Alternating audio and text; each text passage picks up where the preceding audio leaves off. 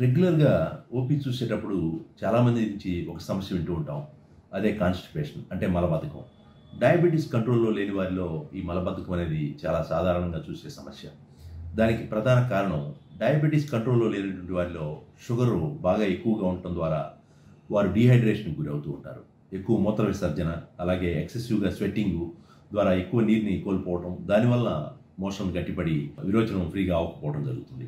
దాంతో పాటు ఈ షుగరు ఎక్కువ కాలం కంట్రోల్‌లో లేనటువంటి వారిలో ప్రేవులకు వెళ్ళే నర్వస్ సిస్టమ్ డ్యామేజ్ అవ్వటం వల్ల మరి ఆ ప్రేవుల యొక్క కదలిక తగ్గి ప్రేవుల మూమెంట్స్ కూడా స్లో అవ్వటం, దాని ద్వారా మోషన్ సరిగా విసర్జించలేకపోవడం జరుగుతుంది. వాటితో పాటు వారి యొక్క లైఫ్ స్టైల్ చేంజెస్, ముఖ్యంగా వారు తీసుకునే ఆహారంలో సరైన ఫైబర్ కంటెంట్ లేకపోవటం, అలాగే ఎక్కువగా జంక్ ఫుడ్స్ తీసుకోవటం, తగినంత వాటర్ తాగకపోవటం, అలాగే సరైన నిద్ర లేకపోవటం, ఇలాంటి లైఫ్ స్టైల్ రిలేటెడ్ కాజెస్ వలన కూడా మనకి మలబద్ధకం వస్తుంది.